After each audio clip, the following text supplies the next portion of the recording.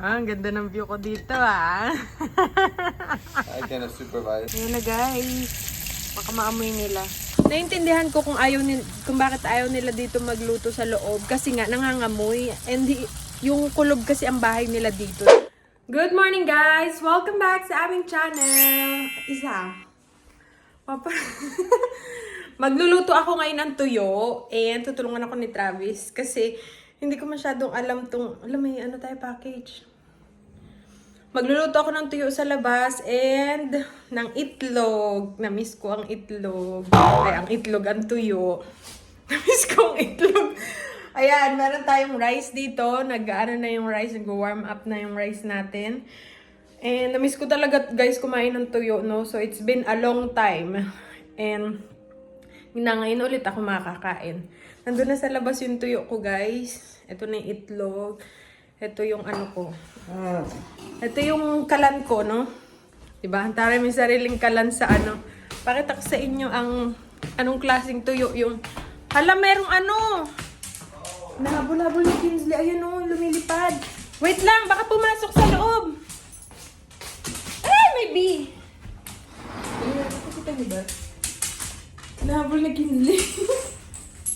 What is that, Kinsley? What is that? No, right there!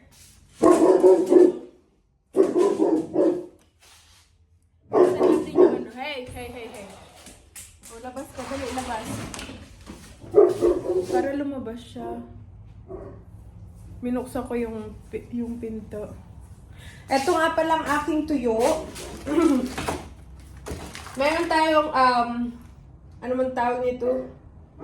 Ayan, dried, salted herring, matawag nila dyan. Tapos meron akong dilis. Galing pa to ng Pinas, guys. Kay Ate Gaily yan galing. Tapos itong tuyo natin. Ano man tawag nito? Yung gantong tuyo. Herring man English.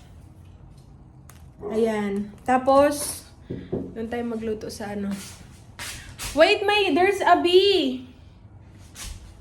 Ayun si Kinzin sa labas. So, simulan na natin ang pagluluto, guys. Dahil gutom na ako. May naglilinis ng ano, nagpuputol ng tree. Manay tahol si Kinsley. Kasi hindi siya sanay na meron tao dun sa may likod. School yan yung nasa likod namin, guys. Ang tahimik ng school na yan ba? Wala kami marinig talaga. Ayun o, naglilinis sila sa likod. You're fine, Kinsley. Come on. Ang dami nila. Siguro pinuputol nila ibang ano. Or tinatanggal yung damo. Come here. Come on. Come on. Kala mo naman talaga matapang eh. But you're really scared. Oh, she was... you just seen her run? That was... Yeah. Come here. Come sit down. I Tulungan need a ako ni lighter. Travis. Lighter? Okay. Okay, mag-start na tayo mga mi. Ayun ang aking tuyo. Tatlong klase. Paki-close yan, babe. Paki-close. Mangangamoy yan. Close mo yung ano. You don't want the smell, right?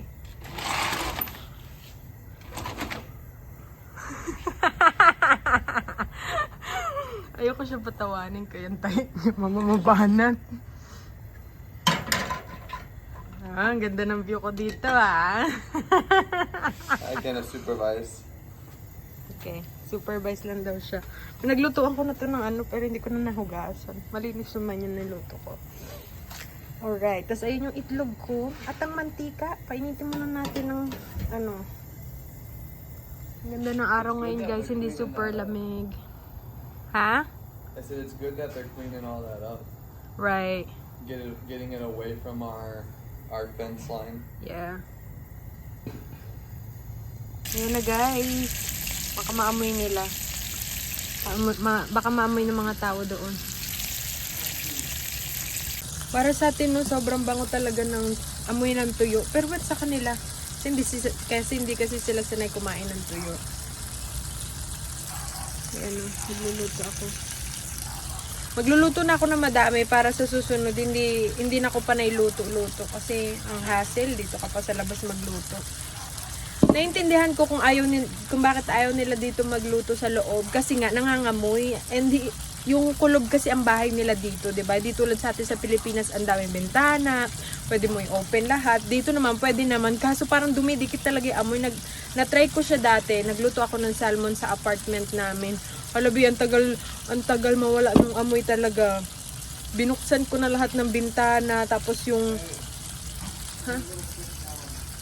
switch down.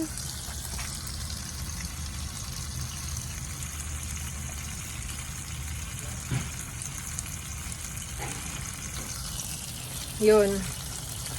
So dito sila, may nagtanong nga sa akin, buti hindi daw kami pinapulis kasi nga daw tawag nito, nagluto kami ng tuyo sa labas. Babe, someone says, good thing they didn't call the police when you guys cook the fish outside. Because it's smelly. Hindi naman, kasi hindi naman ganun siguro may mga tao lang talaga na hindi naman siya maamoy masyado. So sabi niya, buti hindi daw kami pinapulis. Hindi naman. Tsaka hindi naman namin ito palagi ginagawa. Minsan lang talaga, guys. Meron kaming dumating, guys, na pagkain. This is last for 1 week. Yeah, probably. It's 14 meals. Yeah, ito yung namin. Itatry daw namin yung factor, meal prep siya. Kumbaga, pag hindi kayo nakapagluto, meron kayo nito. So, can you open it, babe? Let's show it to them. How much you bought it? All the meals were, I think, $80. Oh. I put that about $5 a meal. Oh.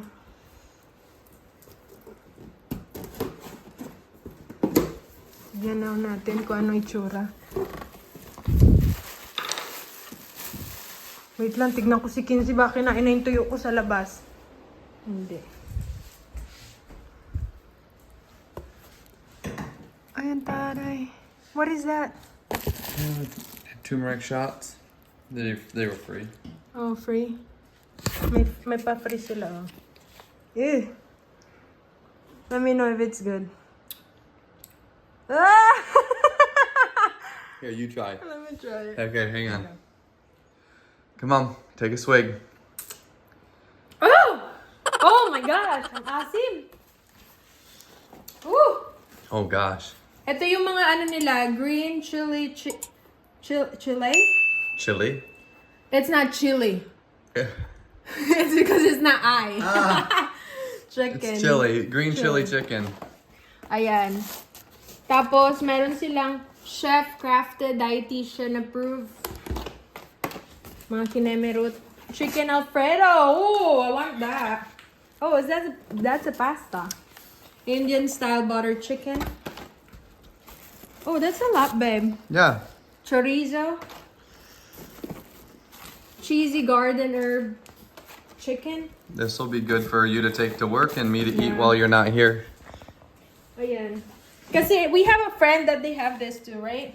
Yeah. They have more here. Yeah. Yeah, ayan. Grabe, ulam natin ngayon, guys. Ito, breakfast ko. Hanggang lunch ko na rin to siya.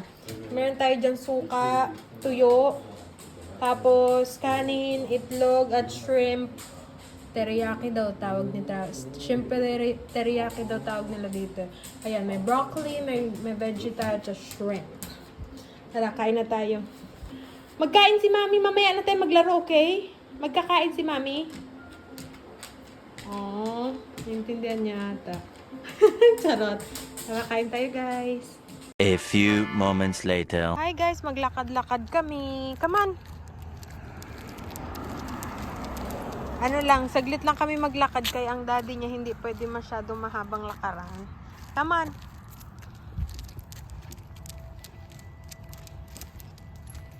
Lakad namin si Kinsley. Para hindi naman siya maboring sa bahay. Good girl. Labasan na pala ng mga ngayon. Ang warm ngayon, guys. Akala namin malamig. Ayan, wala na mga dahon. Thank you! Ang mga dahon guys, naglagas na. Mga damo din oh. Kinsey, come on.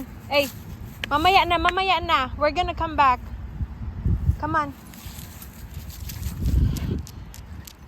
Alright, lakad lang kami saglit. And oh, balik na rin. Para lang makalakad si Daddy. You okay, babe?